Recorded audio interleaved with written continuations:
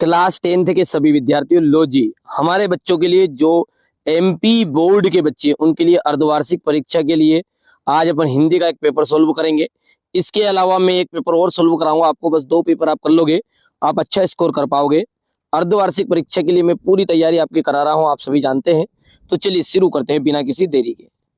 ठीक है, पहला जो है सूरदास के रचिता है, सूरसागर जो है उनके रचिता है। तो बच्चों सूरदास जी है सूरसागर के रचिता। कवितावली के रचिता कौन है? ध्यान दीजिएगा, है ना, शब्द बड़ा ही इंपॉर्टेंट है ये, क्योंकि ये रचना है कवितावली और इसके रचनाकार कौन है ये पूछ रहा है। तो देखिए कवितावली है, दोहावली है, विनय पत्रिका, ये सब जो है हमारे तुलसीदास जी ने रची है। तो यहाँ पर तुलसीदास जी का एकदम राइट रहेगा। नीरस, नीरस शब्द का संधि विच्छेद होगा, नीरस का संधि विच्छेद है आपका निधन रस, विसर्ग संधि। ठीक है, दोहा, दोहा जो छंद है उसके प्रत्येक चरण में मात्राएं होती है। दोहा छंद के प्रत्येक चरण में मात्राएं होती है। कितनी मात्राएं होती है? तो देखिए दोहा जो छंद है बच्चों उसके प्रत्येक चरण में आपकी 24 मात्राएं होती है। 11 और 13 के हिसाब से टोटल मात्रा कितनी होगी? 24 होगी। वात्सल्य रस के सम्राट किन्हें कहा जाता है? ध्यान दीजिएगा, है ना, वात्सल्य रस के सम्राट, वात्सल्य रस के सम्राट कहा जाते हैं सूरदास जी। और 10वें रस का नाम आपको बताना है, तो 10वें रस का नाम है वात्सल्य रस। ठीक है, ध्यान दीजिएगा बच्चों, है ना।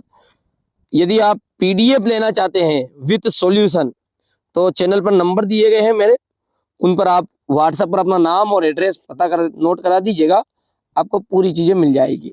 चलिए बच्चों, संधि के प्रकार होते हैं। तो संधि के 3 प्रकार होते हैं, जैसे सब जानते हैं, स्वर, विसर्ग और व्यंजन। ठीक है, 2 या 2 से अधिक शब्दों के मेल को क्या कहते हैं? 2 या 2 से अधिक शब्दों के मेल को हम कहते हैं समास।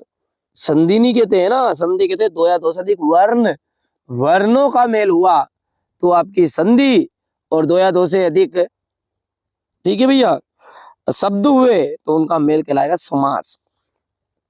एकांकी, एकांकी नाटक, एकांकी नाटक में कितने अंक होते हैं? देखिए नाटक में जो होते हैं वो अनेक होते हैं, एकांकी भी क्या एक तरह की नाटक का ही रूप है, इसलिए ये बोल रहा है एकांकी नाटक में, यानी 1 अंक वाली नाटक उसे अपन कहते हैं एकांकी। तो उसमें बच्चों 1 अंक होता है। कितने अंक होते हैं? 1 अंक।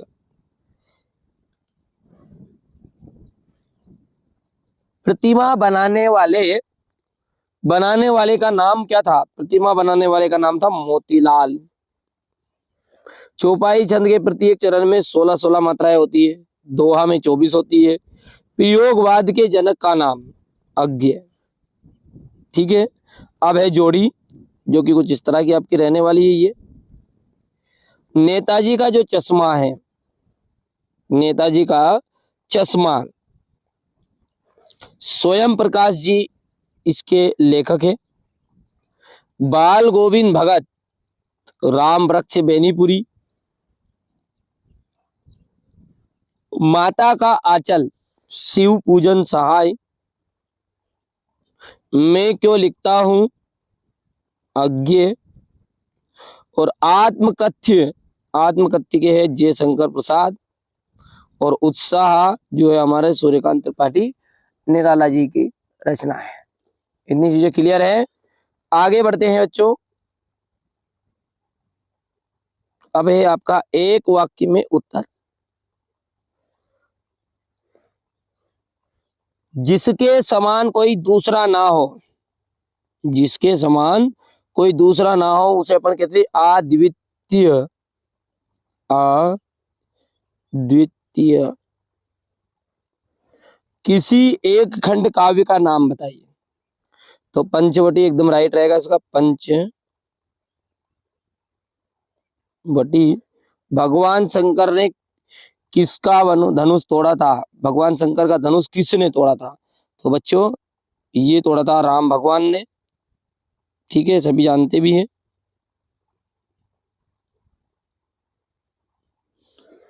ठीक है, तो ये आपका द राम, श्री राम आ जाएगा, राम लिख सकते हो।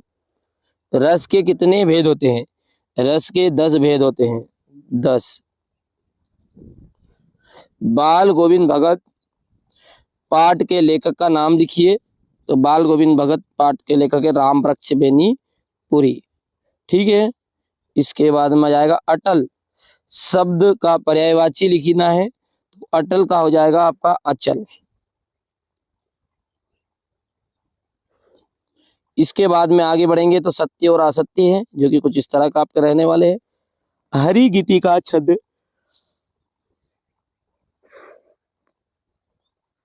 पहला आपका असत्य रहने वाला है। रामचरितमानस का प्रमुख छंद चौपाई है, बिल्कुल। रामचरितमानस में सबसे ज्यादा चौपाई है। निराला छंद मुक्त काव्य के प्रवर्तक माने जाते हैं, बिल्कुल राइट बात है। विद्यालय के प्रमुख शिक्षक को प्राचार्य कहते हैं, तो भैया क्या कहते हैं फिर, चौकीदार कहते हैं। महाकाव्य में संपूर्ण जीवन का चित्रण होता है, बिल्कुल सत्य बात है।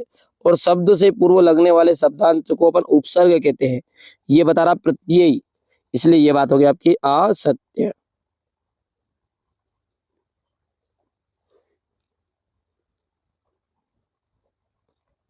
यहाँ पर क्वेश्चन नंबर 7 देख लीजिएगा।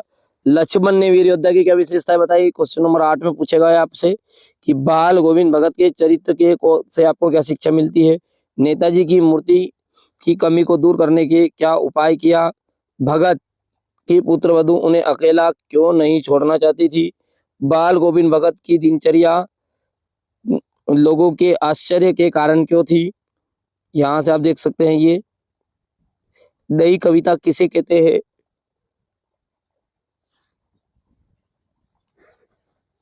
छायावाद के प्रमुख 2 कवियों के नाम बताइए और उनकी एक-एक रचनाएं बतानी है। अलंकार किसे कहते हैं? अलंकार के भेद। रस किसे कहते हैं? श्रृंगार और वीर रस के स्थायी भाव। कैप्टन कौन था? उसे कौन सी बात ने आहत की थी? मुहावरे और लोकोक्ति में अंतर। संधि और समास में अंतर आपको बताना। रस के अंगों के नाम लिखना है। अर्थ के आधार पर वाक्य के इतने भेद होते हैं। प्रसाद जी आत्मकथा लिखने से क्यों बचना चाहते हैं? लेखक स्वयं प्रकाश क्या जानना चाहते हैं? शिशु का नाम भोलानाथ क्यों पड़ा? सूरदास और रामवृक्ष बेनीपुरी की आपको रचनाएं और भाषा शैली की विशेषताएं बतानी है। यहाँ पर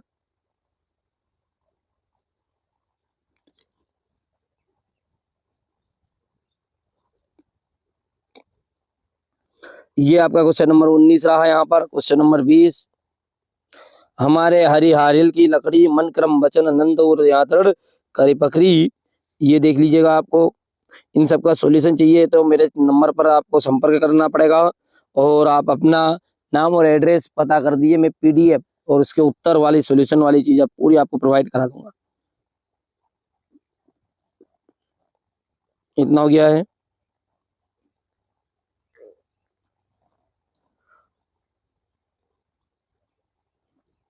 तो ये मैंने आपके लिए यहाँ पर देख सकते हैं, ये अर्धवार्षिक परीक्षा के लिए पेपर सोल्व करा दिया बच्चों। एक और पेपर मैं आपको प्रोवाइड कराऊंगा, दोनों ही बहुत ही महत्वपूर्ण है। यदि आप दोनों पेपरों को कंप्लीट करोगे तो 70 नंबर आपको बिल्कुल पक्के हो जाएंगे। चलिए, चैनल पर पहली बार तो सब्सक्राइब जरूर कर लीजिएगा।